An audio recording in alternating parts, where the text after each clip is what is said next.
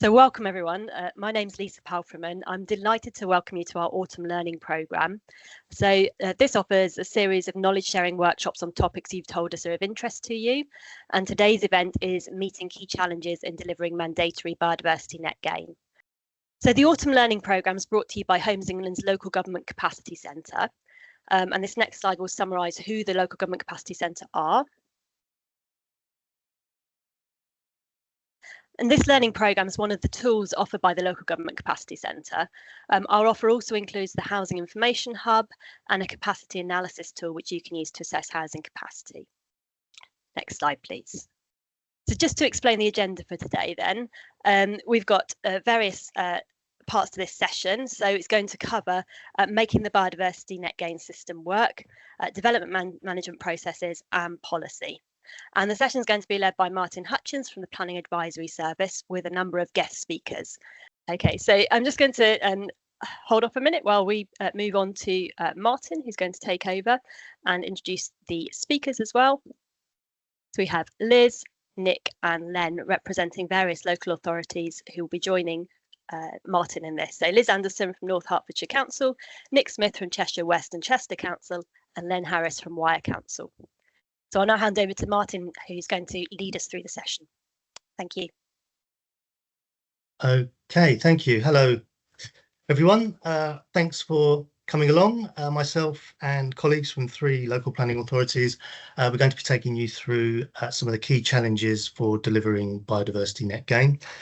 First and foremost, I just want to let's all take a quick step back before we get into the inevitable nitty-gritty of BNG and remind ourselves what BNG, what biodiversity net gain is all about. Because, you know, I imagine, like me, most of us here are pretty busy day to day dealing with BNG and how it affects the work that we do. And what we mustn't forget is that, you know, this isn't just another thing we have to deal with or contend with it in the planning process. It's a groundbreaking, it's a world-leading initiative, and that, you know, we all, planners, ecologists, developers, whatever your role, we have a common interest in seeing it work. And what that means is, you know, we all have a common interest in recognising the challenges we all face in delivering biodiversity net gain, and sharing thoughts and ideas and collectively meeting and overcoming those challenges. So what we're about to do is go through those key challenges. It's not a local planning authority thing, a developer thing or a government thing. It's a sector set of challenges, and you know, most of them require a sector response. Unfortunately, the planning sector is good at that. So I'm Martin Hutchins. I work for the Planning Advisory Service. So no apologies, but today's session is heavily focused on the local planning authority perspective, because that is where most of our experience comes from. We've set out today's session looking at the challenges, what these mean for the work of local planning authorities, how local planning authorities are meeting some of these challenges, and some of the medium, more sort of longer term thinking that government and the sector at large should be doing. We have a number of topics to get through.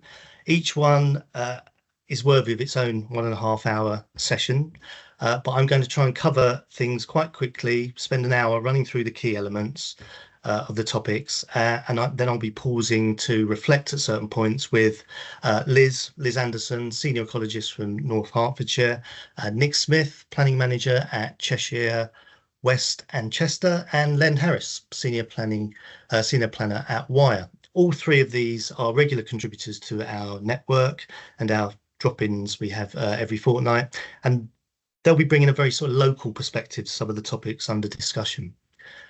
Then we'll leave half an hour period for the best bit, which is obviously the questions from the audience. So hopefully we'll have enough time to cover as many things as we can. Also got my colleague Zain, can't not mention Zain Mohammed. He's also on the session. Zain's working in the background to make sure that none of the wheels fall off. So that's good. Thanks, Zain. So just before we go into the presentation, just a little bit of context. So this session is deliberately focused on looking at the challenges, and these challenges are inevitable for something as new as biodiversity net gain. We're all still learning, and the good thing is, you know, none of these challenges are showstoppers. Some of them are quite big, bigger than others. Some need more thought and perhaps more intervention than others. But across the piece, I think local planning authorities are stepping up to these challenges, and that's where we want to focus. For ecologists, it must feel like one of those rare occasions where environmental issues really have become front and center, especially when it comes to development. And for planners and developers, it's a real opportunity for us to demonstrate the fundamental role that the planning system has and plays in delivering improvements to the environment. That said, B&G for planners particularly, it is a challenge. Since it came into being, the planning system has been broadly delivered on the understanding that most of the fundamental questions we have about what's in front of us and the issues and the details, they're all ironed out and discussed and negotiated prior to a planning permission being granted. Biodiversity Net Gain sort of turns that a little bit on its head, where the detailed aspects of the Biodiversity Net Gain aspects of the development, they're agreed and signed in detail after the planning permission has been given. And that's a big change. Planners are used to exercising discretion and looking at policy and looking at different priorities. And now there's B&G to factor in, and it's a legal requirement. So it's non-negotiable in that sense. So it's a little worse. It's quite a big change to the way that we do planning. It's a significant and important change that we need to recognise about how we do planning. But arguably, it's a necessary one if we're going to deliver the significant and important improvements to habitats and nature recovery.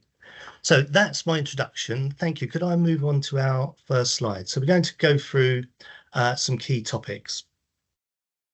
Thank you. Right. So our first topic is costs and resources. There's a well understood, recognised need across most planning services, most local government, that resources are tight and we have to make the most of our resources. I think with Biodiversity Net Gain, what we're really seeing is that we don't just need planning and enforcement officers, but there's the sort of skills, ecological skills, legal skills, financial, marketing skills, as we try to implement B&G and integrate it into planning and enforcement process. And as we look at things like the off-site biodiversity units market, more of which we'll talk about later. And this all creates resource requirements on local planning authorities, because Biodiversity Net Gain has been issued sort of it's come about. We're dealing with it in a live environment, so we're trying to understand the costs and the impact on resources while we're still learning how those impacts are coming about. So, for example, learning in that live environment. So, how many applications are going to have B&G applied to them? And that number is going to have an impact on resources in terms of what impact's that going to have on our process. So, we have pre-application process, we have the validation process, decision-making process. Depending on how many applications we're going to be dealing with, there's going to have an impact on that resources. And then, of course, the sort of support requirements that ecologists from developers from within the council are going to need, applicants and developers support around questions they may have about the process. So just in the short term, it's a challenge. It is to understand how much of an impact this is having on our resources, and we're doing that in a live environment while we're learning. So in terms of sort of short and medium term financial planning, it just makes that a bit of a challenge. So the next slide, please.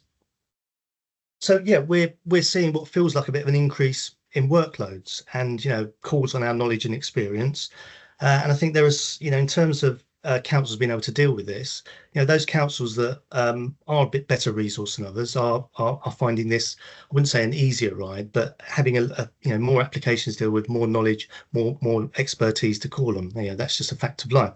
And the focus while we're dealing with B&G in this early stage is going to be on making sure that we provide good customer service, that we focus on compliance with the B&G requirement. And then as we begin to learn and get more information we'll be looking at, well, what does this mean for our service? What do we need to invest in the service?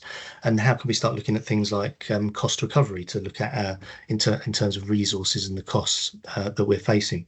And councils, they never surprise me. Local planning authorities so good at sharing knowledge.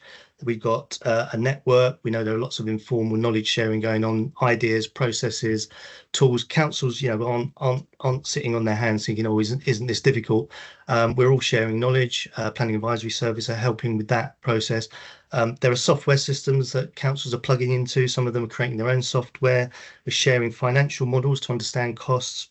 And a lot of places are looking at projected income and thinking, well, what might that mean for who we might be able to recruit now using projected income in the future? And there's quite a few examples of partnerships and collaborations between councils and other organisations. So that's all really positive things. That's how councils are dealing with this. Long term, I think we do need to understand, apart from the obvious, we need more planners and ecologists, but we do need to understand a bit more about the costs going into dealing with not just BNG but planning applications in general, because that will then bring in the costs of BNG. The government are consulting on the potential for recharging appropriate costs across the planning service for different types of application. So I think we've got a job to stay close to that agenda and make sure that the costs of providing a service on BNG are also factored into that fee setting, so that we get an appropriate fee for the work that we're doing, and all the obvious things about staying plugged into technology, etc. So yeah, that's costs and resources. If we could go on to the next slide. Okay, yes, the off-site biodiversity unit market. So this is very important in the BNG hierarchy, which essentially says that we need to try and factor as much development BNG enhancement on site. If we can't do it all on site, can we look off-site? If we can't do it off-site, can we look at national credit? So it's really important that most probably small developers, we'll look at this later, or small developments might struggle to get all of their BNG requirement on site. And even some of the bigger developments, might not be able to deliver all of it on site, and they might want to look at off-site units. So it's really important in terms of delivering development. It's really important about having a good biodiversity off-site market for local biodiversity outcomes. The more habitat banks we have serving a local market, the more we're able to keep biodiversity gain as local as possible. And of course, investment, habitat banks investing in the environment, it gives great opportunities for achieving that. For local planning authorities, going back to BNG being new and a slightly different way of doing planning, to get a site registered within the off-site market, you need to get a site registered on National England's Biodiversity Net Gain Register. And to do that, you need a legal agreement, essentially with a local planning authority or a responsible body. And those legal agreements are, they're over 30 years. They can be quite detailed, and they're quite, they're new for local planning authorities. Legal agreements of that length are not normal. It's something new that we're grappling with.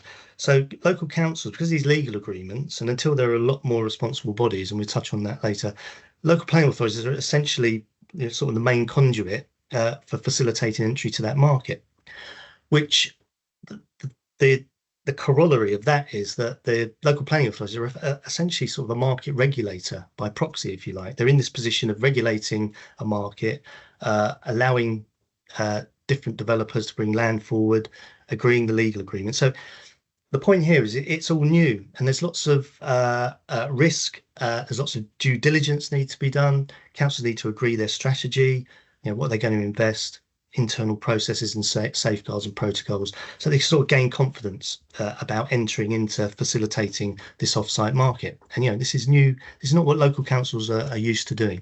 Next slide, please. So all of these safeguards and getting used to things, it means the market is quite slow to develop. It's taking its time to develop. So developers requiring off-site units, how at the moment we're not sure about supply and demand. We're not sure about the actual figures, but at the moment it seems like there is enough supply at the moment to meet demand. But depending on how quickly the market establishes and how quickly planning applications start to go through, we'll have to keep an eye on that. So the alternative, and if demand does outstrip supply, the alternative is to go to national credits, but they're costly, and there's a lesser local impact of going to those. And I just think at this current period, councils are, I think, unfairly criticised for delays in this market becoming established, when, as I said before, there's lots of things to factor in for local councils to get right and to do the job properly, to get this market properly facilitated. And councils are responding. They are setting up their own regulatory services, allowing them to manage demand, essentially, decide their strategy for local land, for land coming forward, allocating their resources to the sorts of habitat banks that are coming forward that perhaps fit their local strategy the most, and setting different fees for providing the service. So local councils are responding really positively as the market starts to form in their area, and there are lots of developers coming forward with sites, and councils are having to deal with this. What is the long-term solutions? Well, the long-term solution, I think we really do need to keep an eye on supply and demand to make sure that the market is able to respond. The responsible body status for local planning authorities and other types of organisation, that takes quite a while, between 6 to 9 months to set up, and that's an alternative to being able to provide legal agreements. You can provide through a responsible body, you can provide a conservation covenant, another type of allowable legal agreement to get a habitat bank set up and into that off-site market. That's taken a bit of time to get responsible bodies established, so there might be some maybe some fast tracking to do on that. Also on the whole market as itself, it's in its infancy in terms of regulation, and if we want to establish this market a lot quicker and get more people involved, I think we need to make it a more comfortable environment in terms of risk, and having a proper and a official recognised regulator will really help with that. Next slide, please. So linked to that, development on councils' own land. So councils want to bring, many councils are thinking about how do we bring our own land into the biodiversity gain market. It's a potential for income, it's a potential for investing locally in improving local habitats. But the key thing here is that bringing a council's own land to market needs that legal agreement, as I mentioned earlier. But councils can't enter into legal agreements with themselves, so there are some restrictions in how they can go about that. So next slide, please. So this on council's own land. Things are being held up a little bit while councils are working their way through different types of legal agreement that they can set up to realise their own ambitions for entering the off-site market. So a lot of councils, as I said earlier, are applying to be responsible bodies, so that they can, with other neighbouring councils, they can enter into legal agreements, conservation covenants with each other. Some county and district level councils are looking at, well, how can we enter into a legal agreement, etc. You can lease land to a tenant and enter into a legal agreement that way. And there are other internal mechanisms that councils are looking at, between different departments, perhaps a memorandum of understanding that agrees what the legal agreement on 30 years is going to look like, and how they can sort of agree that between different council departments and sort out payment for monitoring fees, etc. And I think longer term, I think the responsible body application process is quite key here, and perhaps government may be looking at how that might be able to be speeded up, or whether councils can be allocate or can be assigned responsible body status, not by default, but just by exception. Maybe it's the sort of thing that councils are used to being and used to doing. So it seems to take 6 to 9 months to get them onto the responsible body status feels like a long time, so that might need to be speeded up. So I think I am going to, if we could just pause back on that last slide, sorry, I'm going to bring in our guests. So Liz, Nick and Len, hello. Either of you can come in, but how would you reflect on resources, some of that offsite? Have I painted a fair reflection? How locally is some of this landing? Shall I kick off, and then we'll see where we go? Yeah, thanks, Len. To be honest, At Wire, our focus has more been on making sure we've got the development management system up and running before we start to think about off-site. But we are starting to do that now, in particular because we're reviewing the local plan. And if the housing numbers stay as they're proposed, we're going to be looking at significantly more allocations than we thought we were. So we need to start thinking strategically about how BNG is delivered. Obviously, that needs to tie into local nature recovery strategy, but it also needs to tie into how we use council land and how we work with partners as well. And some of that starting to, I think, appear in the background at Wire. So it's difficult because at the moment the market's very immature for off-site credits. And I'm not aware there's an awful lot in the area of Wire actually. So it limits the options for the applicant, and I think that's a real issue at the moment. Okay, thanks, Len. Liz or Nick? Yeah, hi, Martin. I think you're right in what you were saying about the situation that we're in at the moment. That it's early days, and in terms of offsite, certainly us as an authority, we're looking at habitat banks in the area, and there's definitely an interest out there, but it's so early on. Really, there hasn't been any sort of off-site demand as yet. People are still sort of getting to grips with BNG and just getting the applications in. So, yeah, thanks for that. Yeah, the supply and demand thing. Thank you. Nick, do you want to add anything? Yeah, only to agree really. But we've been doing our own sites for a little while because we were doing BNG under policy before the mandatory system came in. So we have managed to get some sites, but they haven't needed to be registered in the same way. So that's the next challenge. So we've had sites that we haven't had to register because we've just been doing them as policy options, as it were, and then charging fees through Section 106 to developers for those units. So we've still got to get an agreement in place, and we're looking to work with neighbouring councils at the moment to work with them and maybe transfer some Section 106 enforcement powers, enter into Section 106s with them, so we can properly regulate the sites that we've got and then deliver those as part of the mandatory offsetting. Thank you. Yeah, it's easy to think that BNG only was invented in February this year. But obviously councils have been delivering BNG, and we do touch on that later on. Councils have been delivering BNG for a long time. Okay, could we go on to the next slide, please? Monitoring and enforcement.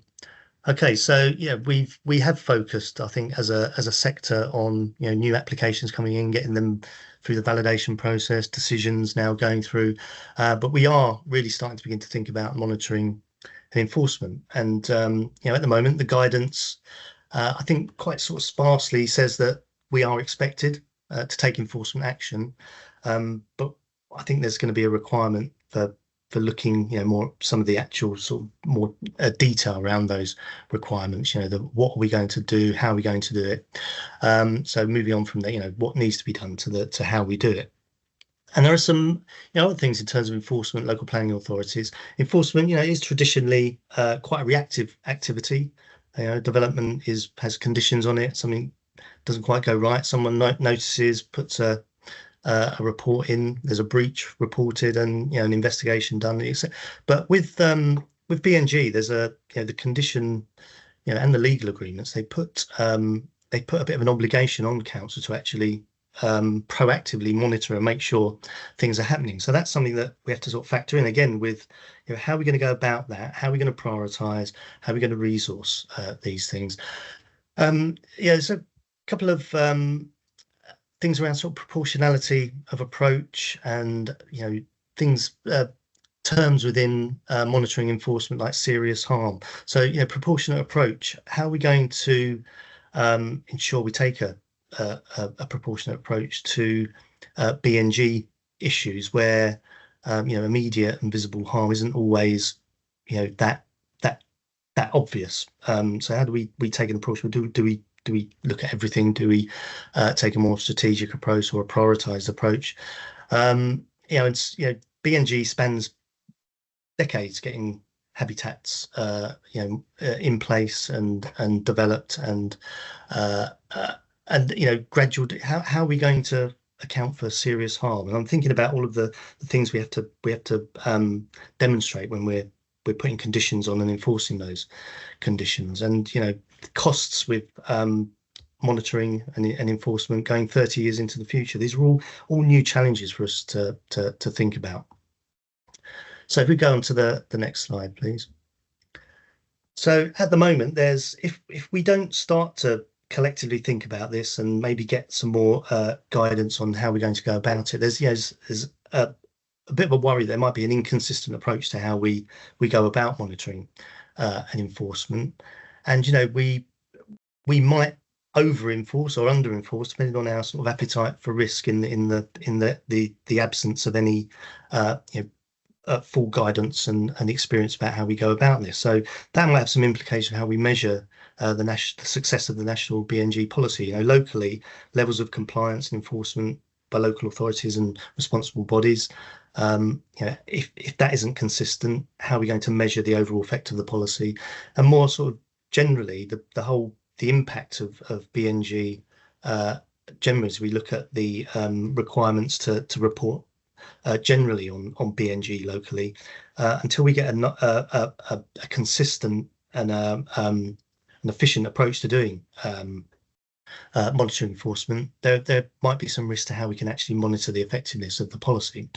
But as ever, councils looking ahead, I think the most sort of forward-thinking councils, they're beginning to work together, planners, ecologists and enforcement teams, involving enforcement officers in the drafting of conditions and some of the legal agreements, looking at enforcement plans, looking at priorities, looking at policies.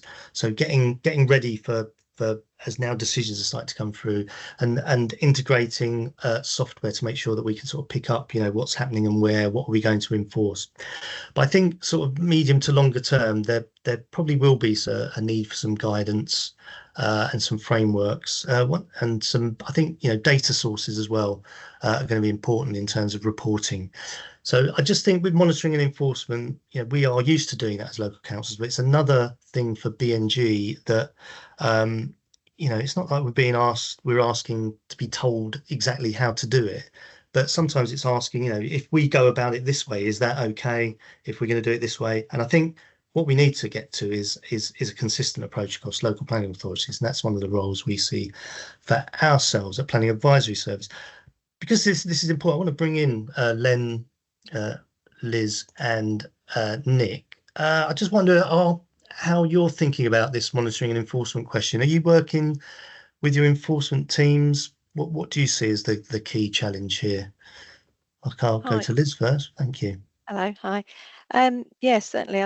Obviously, as you said, we've got a Section 106 monitoring officer to sort of keep an eye on existing commitments, but going forward, it's going to be quite a draw on resources for looking at the monitoring reports and actually checking it's in terms of BNG. You have a habitat management monitoring report, but you've also really got to go and look out on site and see that what's in the report is actually what's on the ground. So it's a case of recruiting someone that knows what they're looking at potentially, and is there going to be a big enough pool to draw that resource from.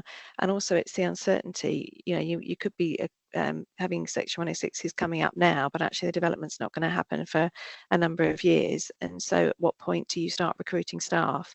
So there's a lot of unanswered questions there. Okay, thank you. Thanks, Liz. Len. Yeah, I think our view of this from the start was this is an enforcement nightmare of the future if we're not careful, for all the reasons that you've set out, really. But I think you said something that's really important, that's thinking ahead, thinking long term and thinking ahead.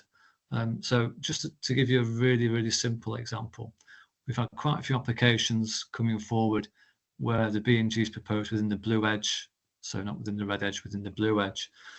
And when someone says to you, we're just going to plant some trees and shrubs in a piece of our land, I start to get slightly worried that that's an enforcement action for the future.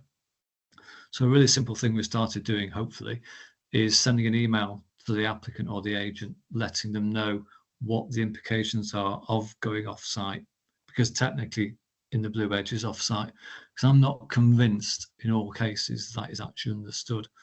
So making sure the applicant understands what offsite actually means in that context, and then that raises the question of whether or not the red edge should be changed, may actually prevent an enforcement action of the future. So little things like that, I think you need to think about. We've involved enforcement in all our training that we've done internally, but the reality is we just don't know what the burden's going to be. We've no idea. It's potentially massive, actually.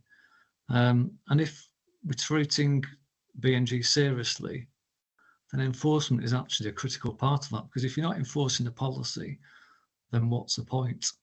Yeah. So I think enforcement is one of the critical areas of the whole kind of BNG environment.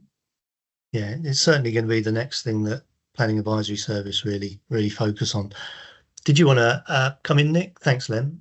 Yeah, I think the thresholds are important. So, you know, when you're looking at thinking about how you're going to enforce and how rigorously you're going to enforce, you need to be thinking early about where your significant thresholds are, what you're going to control by condition, what you're going to control by Section 106, and think about the routes to enforcement. And you know, in reality, if somebody doesn't end up doing what they say they're going to do, what actions are you going to take, and how are you going to take them, and how are you going to resource that? You know, we're talking about active monitoring over a 30-year period for anything that's significant or anything off-site that's secured by a 106. Whereas in the past, really enforcement has been quite reactive. So it's, you know, you're just going out when you receive a complaint about something. In this case, we're going to be getting reports in at various points over that 30-year period, and appraising those. And as Liz says, there's a cost associated with that. And I think just another thing for everyone to think about is just who's going to be responsible for carrying out the BNG. You know, if it's on site in particular, you know, is it going to be the developer? Is it going to be owners when it's transferred? Is it going to be a management company? How's that's going to work? Because again, these are very long-term commitments that are being taken on. So yeah, thanks. You've added the who to my what and how. Yeah, thank you. Okay, next slide, please. Okay, we're going to look a little bit at some development management process type challenges. So I think what we are finding quite often at the moment, because it's all new for developers and for local planning authorities, is you know, some of the data that we're receiving, some of the more technical data, perhaps with the metric, there are inconsistencies in incomplete information. So it's obviously becoming it's a bit of a challenge for many sort of agents and developers, possibly some of the sort of smaller developers, you know, grappling with some of the new requirements, the metric. You know, it's quite it can be quite a technical exercise. And yeah, the good thing is we are seeing issues, but we're also seeing sort of lots of learning coming through, and you know, applications, I think, beginning to get a little bit better in this sense. But some of the common things that we're finding in terms of issues with data that's coming in planning applications, I think Len mentioned sort of the boundaries, and possibly Liz, you know, there are inconsistencies sometimes between the boundary on a plans for a site and the boundaries on other biodiversity information that comes in and within the metric, and you know, errors sometimes with the metric. Sometimes it's okay to have some errors or some red flags come up in the metric, because often until you're really clear about the post-development gain that's going to happen, I think the way the metric operates, there are some red flags that will come up as part of that process. So it's sort of understanding how that metric works as well. There've been some issues with that we are addressing with guidance, etc. And yes, so just general information inconsistencies that we hope, if you could just go on to the next slide, with the network that we've got. And yeah, so could we just move on to the next slide? Thank you.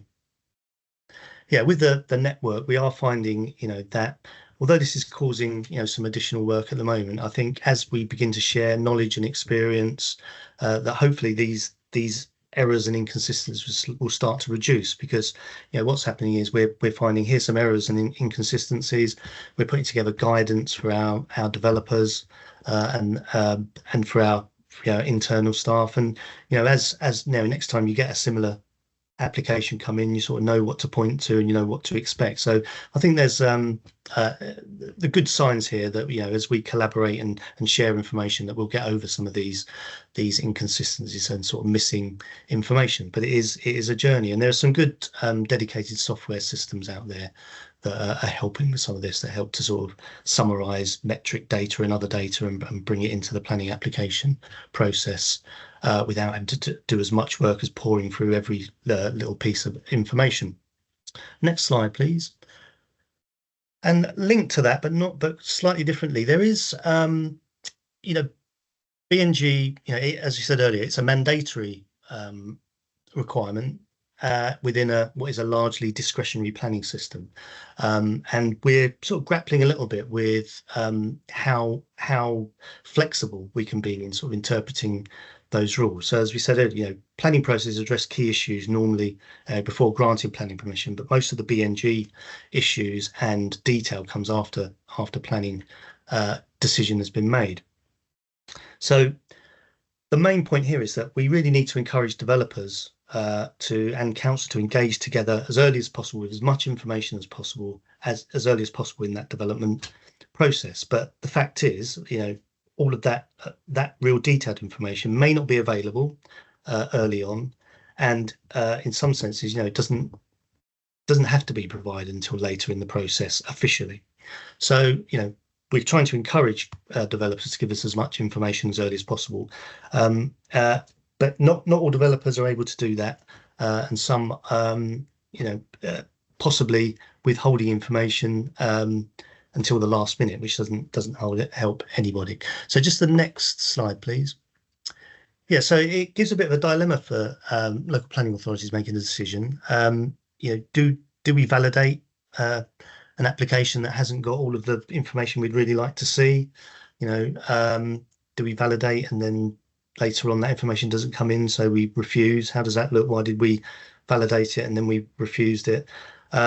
There are condition discharge risks. So if there's a lack of information and potentially non-compliance with the BNG hierarchy, we might not feel we're able to discharge a condition. So if earlier in the process, it might indicate that a certain type of BNG or on-site BNG might be the way that they're going to mitigate for this particular development, but later on in the process it becomes clearer that they're going to go off-site or even look at national credits.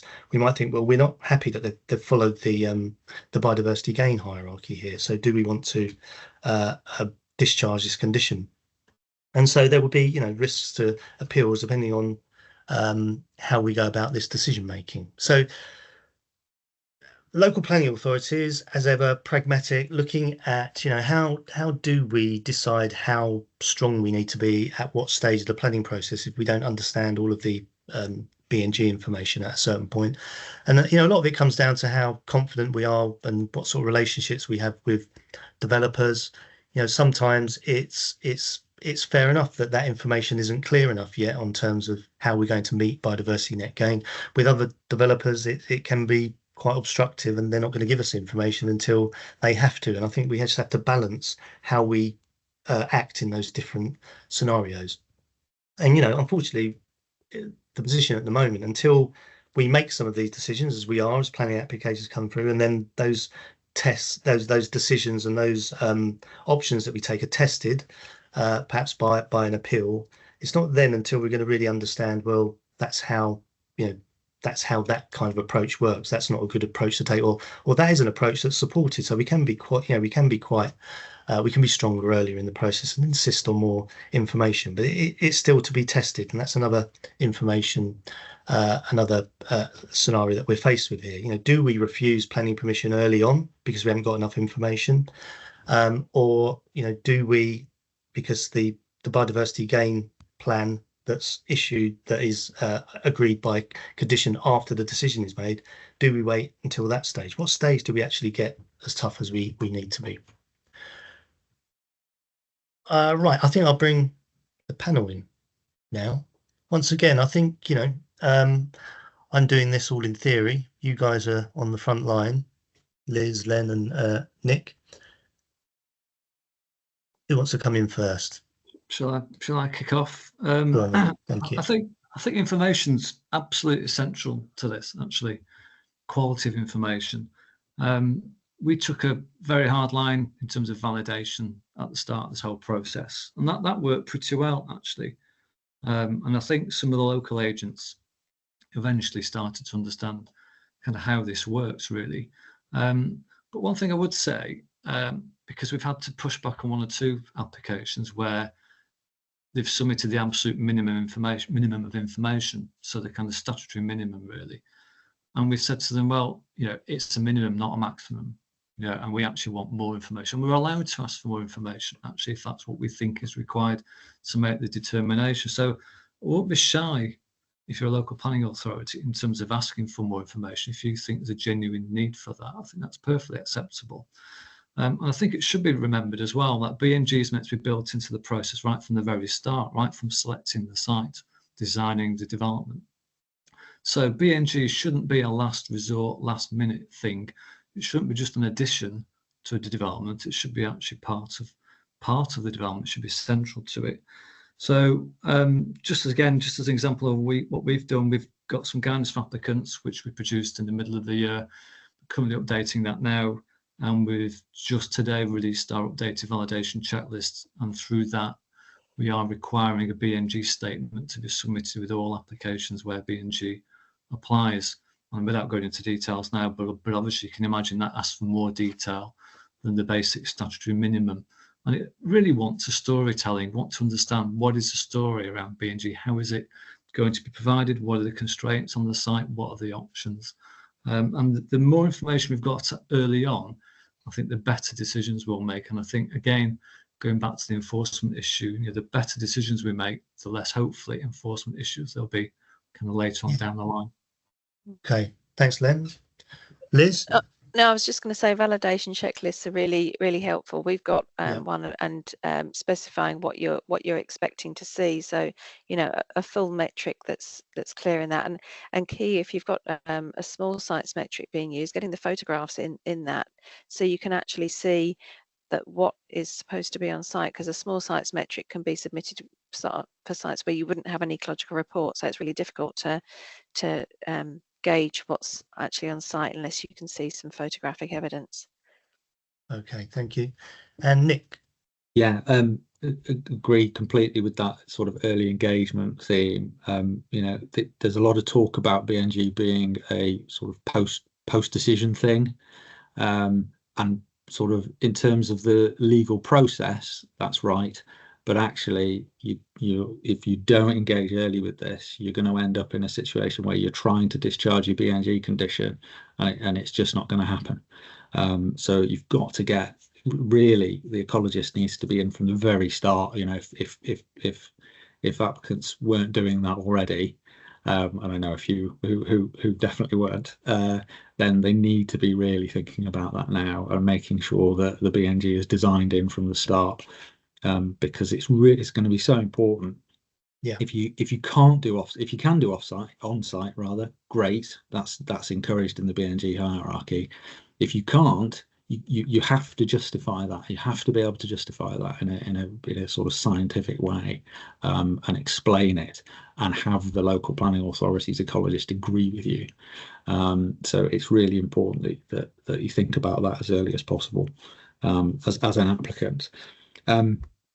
And there will be inconsistencies. I think that's the sort of one of the key messages, really, that between local authorities, how they approach this, because there's so little clarity, really, nationally on how this is all supposed to work. People are doing it differently. I've already had discussions with applicants where they're saying, well, that authority let me do it this way or whatever, and you know, it just won't work, because local authorities are spending a lot of time thinking very carefully about how they can do this consistently across their applications. Yes, we're talking to each other, but we won't always agree with what other councils are doing, and we have our own approaches. So, you know, be aware that those approaches are different. And as Martin said, those will start to converge over time as we get appeal decisions that sort of give an indication as to sort of the way, certainly the way PINs are doing it, whether that's right. It tends to be, you know, what's taken to be right. So that works. No, it's very much a reflection of the stage we're at, isn't it? Yeah. So, right. Thank you. Where are we going to go next? I think next slide, please. Is it exemptions? Okay, right. Yeah, exemptions are a challenge. I mean, they are they're there for a reason. You know, the whole point of the exemptions are that we can take a sort of proportionate approach to BNG. You know, not everything has BNG applied to it. There I sort of worked out on here probably 5 different types of exemptions, and it's more a fact that I think the different ways that the exemptions are set out can introduce some potential confusion into interpretation of what's exempt and what's not. You know, you've got quite clear-cut things like development types, where a householder, you know, that's exempt, and a major development isn't. But then you've got things like sort of size of the impact, the habitat impacted. There are some applications, because of their circumstances, aren't included, so outline, reserve matters, retrospective applications. There are some specific project types like custom and self-build. So there are different types of exemption. Just going on to the next slide. Yeah, so once again, you know, these potentially adding sort of layers of additional time and some inconsistencies into the process. I think overall there's probably 3 specific types of exemption that we hear cause the most noise or issue, should we say. And I think retrospective applications are one. The de minimis exemption, so there's a bit of confusion around site size and impacts on habitat, and self and custom builds, and particularly on those. If something turns out not to be what it says it is, how do you enforce a post-application obligation on something that's already been decided? How do you go back and remedy the situation? But I do think, it's my personal, I think there's quite a lot of unhelpful language out there. You know, legitimate exemptions that are set out in the planning policy are often referred to in the press as loopholes, and I don't think that's particularly helpful. Maybe some of the ways of trying to work around them might be trying to find loopholes, but I just think some of the language isn't helpful. And you know, arguably, are the exemptions doing their job? I think last thing I read was probably between about 5 and 8% of applications have BNG applying to them.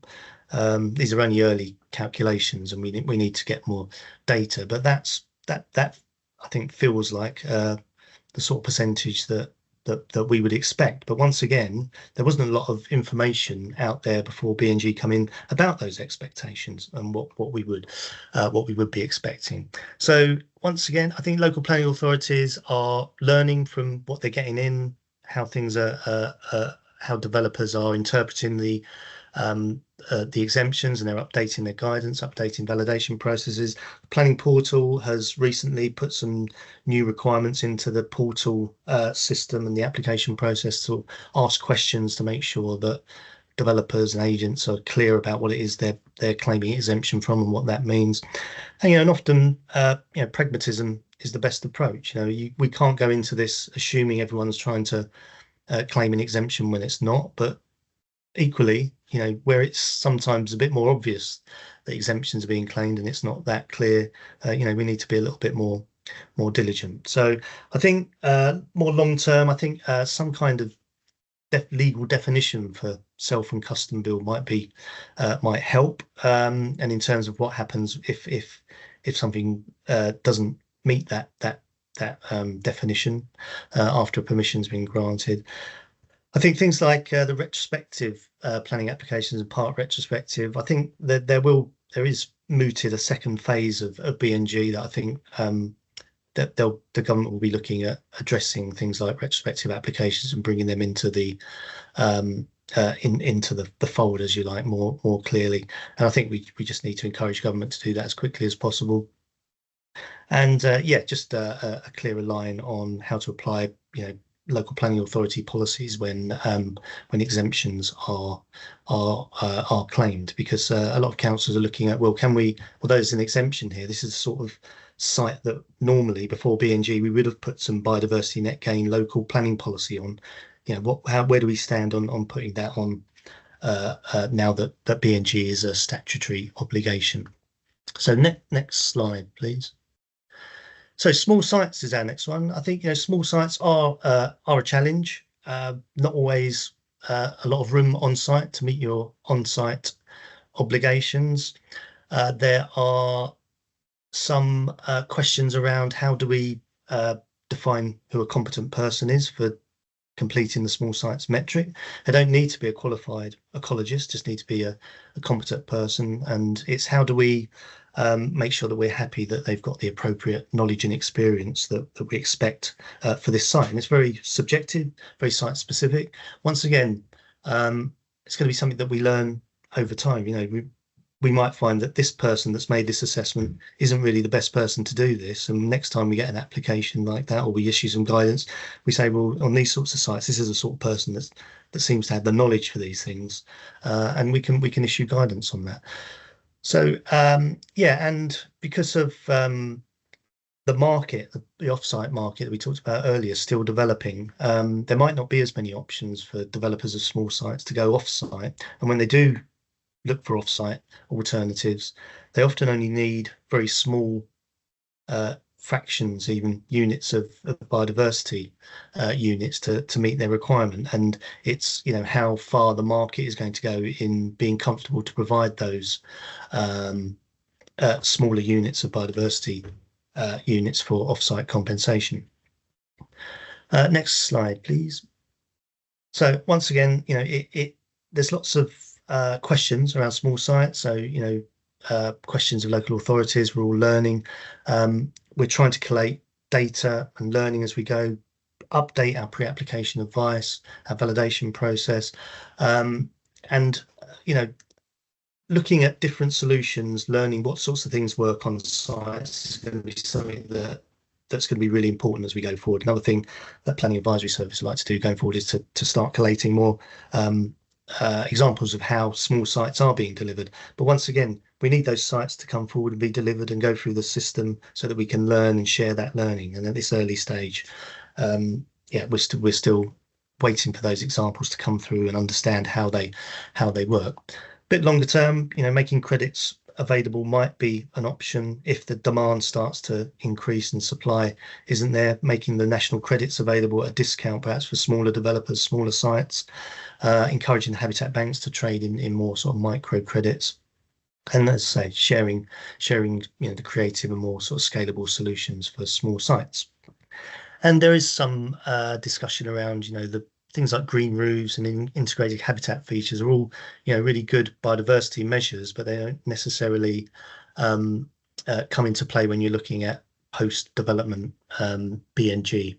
So is there an option in future maybe to bring some of those things more into the fray in terms of counting towards biodiversity net gain? So next slide, please. So the opposite of that is the large phase developments. We're starting to get those coming through, and they are probably got the potential for the most gain, but they are complicated. Delivery timeframes span across decades sometimes.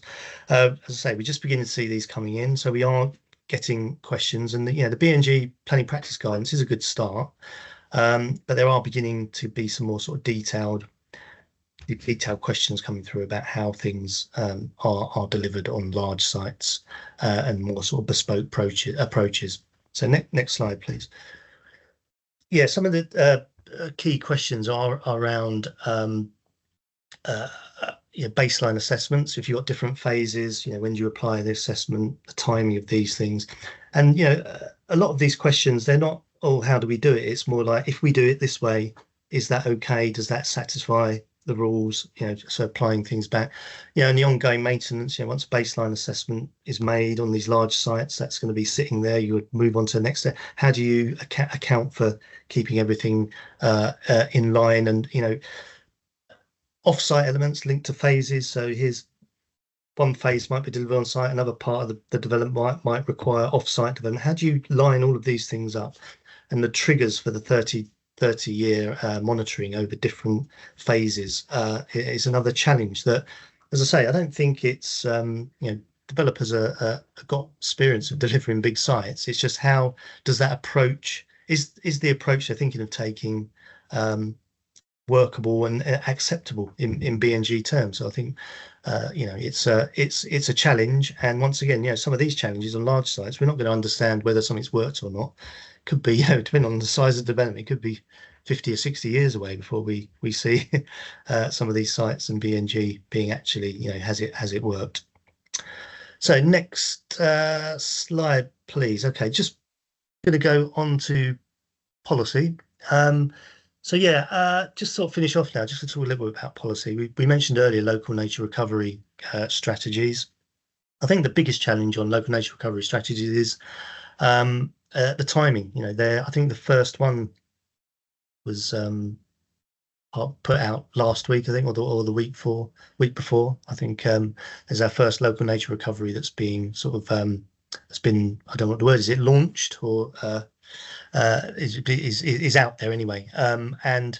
But the timing gap, while you're putting policies together or looking at sites and selecting sites for habitat banks or even for local planning, if we don't yet know exactly what the LNRS is proposing in terms of these sites and priorities, that can create some issues in terms of strategic planning. So next slide, please.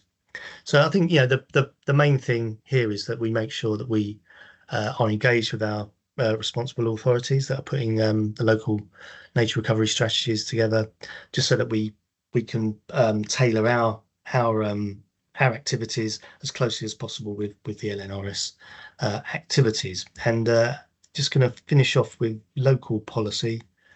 Next slide, please.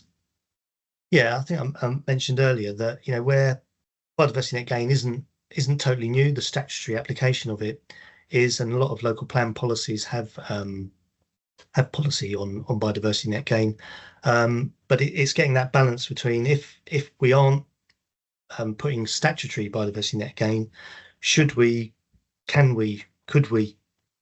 invoke our local plan policy? How will that sit against there being a national requirement? And if this site isn't eligible, doesn't need the national requirement because it's exempt in some way, are we on safe ground to try and get some BNG out of a site based on our local policy?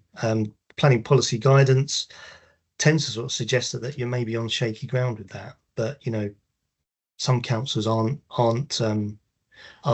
still going ahead and perhaps looking at some of the ways of applying local policy, in the sense of maybe not going over and above 10% or even going at 10%, but looking at no net loss at the very least for some sites. So next slide, please. So yeah, so in the short term, once again, they're going to be possibly appeals and different ways of approaching that we're going to need to learn from, and make sure that we understand how we might need to change our approach to applying local policy when the national legal requirement doesn't apply. So we've got to 3 o'clock, and that's my last slide. So I think we're going to move into the Q&A. So thank you very much, and I do appreciate that I've flown through a lot of that, but let's see if we can get to some of the questions now. Thank you, Martin, Liz, Nick and Len. So yeah, we're going to move into the Q&A session. We've had loads of questions in the chat. We've had lots of good discussion going on. So thanks everyone who's contributed to that. We've selected some of the most popular questions that you put in the chat during the session to put to the panel. So yes, we can see all the speakers there, which is good. So to kick off then with this first question, I'll just pull the list of questions up. question for, I don't know if speakers want to put their hands up if they want to chip in with the first response. So the first question, how can a local authority bring forward its own land for BNG with limited responsible bodies? Who would like to kick off on that one? Okay. Okay. Yeah, Nick. Yeah, only to say that the way you can do it is through agreements with neighbouring authorities, for example, or they don't have to be neighbouring, but it can help when you're looking at your LNRS as well, and you're thinking about working cross boundary. Then when you're creating those linkages, there may also be opportunities for cross working on reciprocal arrangements through Section 106 that don't involve responsible bodies. It's again early stages, but it's something we're certainly looking at. Thank you. Yeah, I was going to say for authorities where you're not unitary, we're working with them or potentially going to work with the county council. So. Yeah, and it's probably worth saying it's not just looking at your own land. Actually, it's looking at your stakeholders and what their land holdings are, and what their appetite is and their interest is in BNG. And at WOW, I think we've got quite a low level of council land ownership. So for us, it would have to be probably working with others and other landowners and their land rather than our land. I think it's probably also worth saying you need to think about, well, what habitats are you likely to be losing and what habitats are you likely to be gaining through the land, whether it's your land or your partner's land. I don't know how this would work in the metric, but if you're losing a very different type of habitat to the one that you could create, I'm not sure how that kind of works in the way the metric kind of scores habitats, but you need to be thinking about that and thinking about how you get the best benefits out, for nature out of that whole process. I think that's what we should all be trying to do. If I just add to that, actually, that if the council is not thinking about bringing forward its own sites or working with landowners to make sure that they do in its area, it's potentially missing a trick. Certainly in terms of the strategic importance and the LNRS stuff that you're going to need to be reporting on. There's a real danger that if you don't get into this, you're going to end up with a lot of your units being delivered outside of your borough. So development's going to come along, trash your biodiversity on the site, and then potentially buy units off site, but in somewhere else in the country. Through a habitat bank or through statutory credits, and your local area is not going to get the benefit of that investment in local biodiversity. Yeah, okay. Just to pick up on that from Nick very quickly, there's also the political dimension to this, because this is something I raised with our members. When I said to them, well, you could have a site in Wyre being developed or trashed, and the BNG's in Kent. What do you think about that? And guess what? They weren't very happy. So you need to be thinking about speaking to your members and understanding what their priorities are. And I'm going to tell you now, they'll be local, as it should be. Thanks, everyone. Some really interesting insights there. Just moving on then, so self-build and custom build have come up a few times in the chat. So one of the questions was, we're aware of some people trying to use self-build schemes to evade BNG. Is there any new guidance on how to distinguish fake and genuine self-builds for this purpose? Martin, to kick off. Just generally, it's interesting with custom and self-build. It could there wasn't a reason to indicate that you were building a custom or self-build prior to BNG, and we don't know how many custom and self-builds come through that just didn't declare that they were. Potentially anything that's a we used to see as a minor development, 1 to maybe 9 houses, 8 houses, could potentially now be a self-build. And the temptation is that all of a sudden, are they genuinely self-builds or not? So I think I just want care with, there seems to be an assumption that every custom self-build now is coming through because they're trying to evade BNG rather than, you know, they might be genuine, in which case they genuinely are exempt. So I think we just need to be careful how we treat some of these. So that's just my general point. Nick? Sorry, I think that's right, and it certainly, for example, a lot of replacement dwellings that we get, you know, will be self-build, and are probably self-evidently self-build in most cases. But the answer to the question is no. I think really that there isn't currently any solid guidance on how you go about deciding whether it is or it isn't. And I know this is an area where councils are taking very different approaches in how they're dealing with it.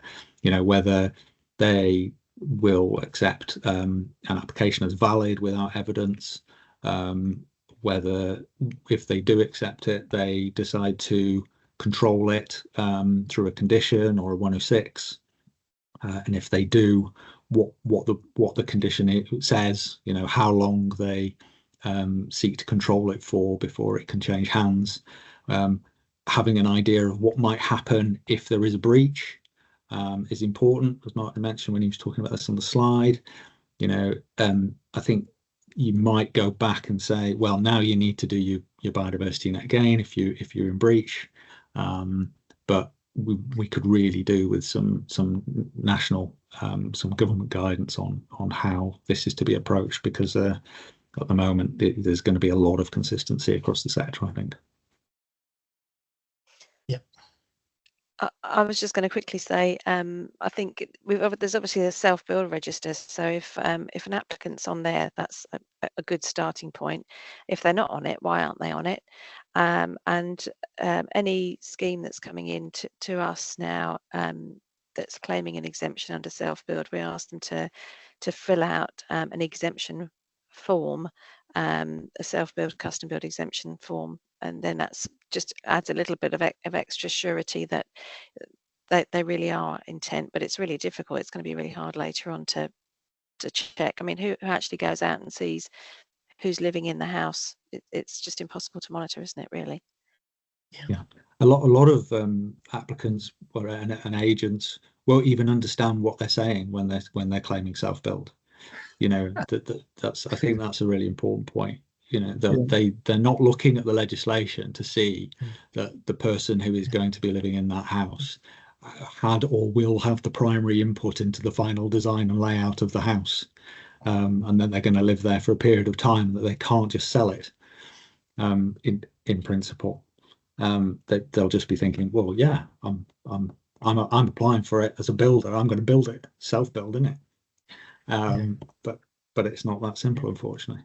No, I mean, there are things that we are doing lots of, you know, in terms of your guidance, and I know the planning portal has got quite a bit of information now about when you claim self-build exemption, this is what you're claiming. So, you know, there's no fail-safe. I just think we need to, as sort of Liz's point, I think there's things we can do, and yes, it requires a bit of work and making something, but there are things we can do to point developers and agents in the right direction until there's something more concrete.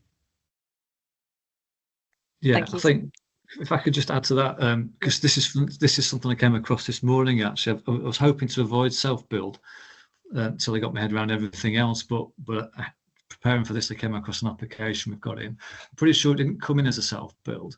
I'm just picking up Nick's point about what agents kind of say.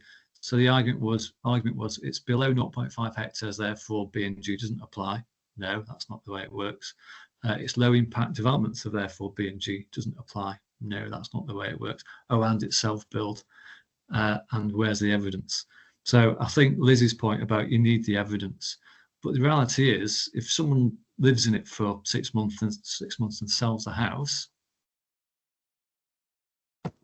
what do you do? I just know. I think if we're going to ask for guidance from government, and there's a lot of B&G we need more guidance on, I guess, but this is one of the key areas, I think, because it is a mess.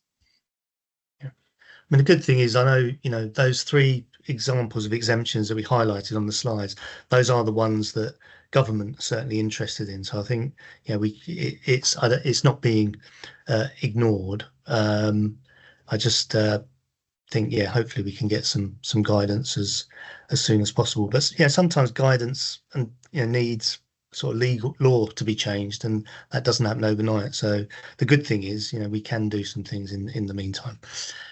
Next question. Ooh. Yeah, a different one this time. So this is going to be for Liz to start with, and then others perhaps to come in. So if a planning applicant provides BNG within their blue line, but outside of the red line, can this be secured by the planning condition, and is a legal agreement necessary? And would you call BNG in the blue line off-site? Yes, it is off-site if it's in the blue line. It depends really on so in terms of securing it. Sorry, was the question with a legal agreement or condition? I think you can do it with actually no, it would have to be a legal agreement if it's off-site, wouldn't it? Yeah. So yes, it is. Yeah. And the person also said presumably the applicant doesn't need to be registered as an off-site bank, but actually if it's off-site units, it's it wouldn't. But if it's attached to a planning application, it wouldn't need to be a bank. No. Yeah, but it does need to be registered. Yeah, it does. Which goes back to what I was saying earlier on. We've kind of concocted an email to send to applicants where we've got that situation to make sure they've actually understood what off-site actually means. And when they say they're going to plant some trees and shrubs in a piece of land that they own, they're not thinking, well, I can just do that and I'm sorted. You've got all the hoops to jump through. Yeah, I'm not convinced some of the applicants that we've had that proposed BNG within the blue edge have actually understood all the hoops that they have to jump through. And yes, it needs a legal agreement with limited conditions is what we're doing. But the legal agreement is the central kind of way forward. But this is the difficulty with some of the smaller sites where if you've got just garden land, because you can't secure biodiversity net gain as in part of a garden, how do you, if you've got blue land, how can you secure that and where do you sit? And we had an application similar to that where actually it was easier for the applicant to just to buy off-site credits because you couldn't secure the gain within the garden, and having there just wasn't the access to any blue land. So it's difficult as what's within the curtilage and classed as garden land and what isn't. Just to be clear, only on-site BNG can be secured through a condition. So if it's off-site, it can't be done by condition. There are some instances, aren't there? I'm sure you guys have, where sometimes the red line, it's sometimes more practical to maybe adjust the red line where depending on where the blue line is, but that's not that is an acceptable approach in some instances, isn't it? It is, yeah. And you've got there are other things to think about. So it can be tempting to move a red line to incorporate extra land so you can do something on site, because anything within a red line is on site technically. And that might come with some sort of lesser requirements. You might be able to get a condition instead of a 106, for example, that sort of thing. But that can have knock-on effects in terms of your application fee, for example, that you have to pay because your red line's bigger. It might come with extra impacts in terms of changing use of land that's part of the actual proposal. So yeah, it's just being wary of the knock-on effects of playing about with BNG requirements. Got to weigh it all up. Lots to consider. Okay, moving on to a slightly different question now. So heavily contaminated sites from operations which left site 50+ years ago have become wild and are now full of high value biodiversity, including veteran trees, and they're a real challenge.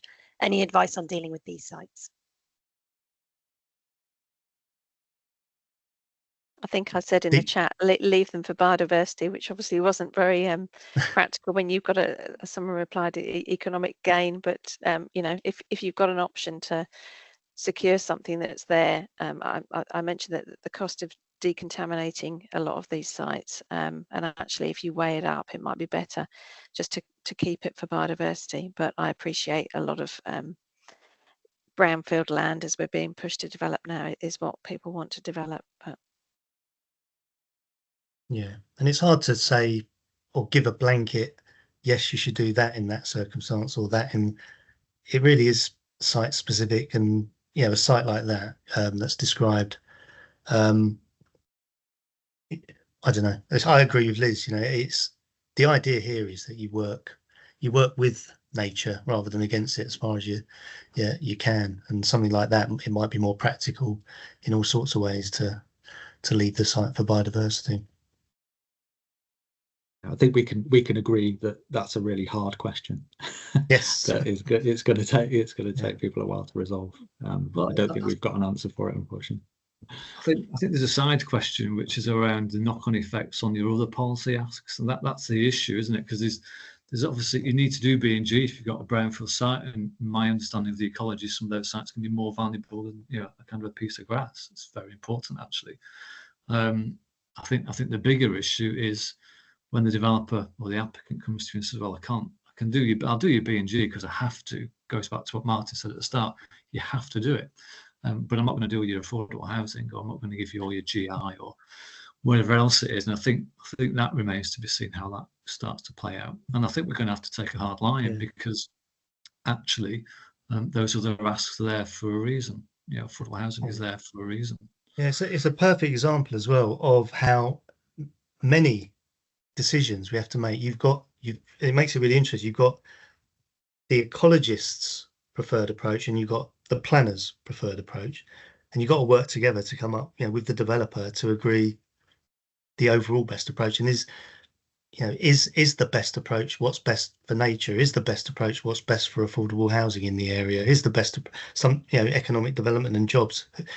It's and when you've got B&G as a statutory requirement, how does that balance against all of those things? That's what makes this challenging and interesting all at the same time. Okay, when it comes to decision making, there's a question here saying that I get that when you design B&G from the start and you have all the information up front, but is there any basis on which an LPA would refuse planning permission relating to B&G? Your thoughts on that decision? Go on, Nick. I think to be determined. There are, I know we've seen some authorities have had a go. We haven't seen, I don't think, the outcome of any appeals yet. I think my advice to my team and ecologists is start with policy.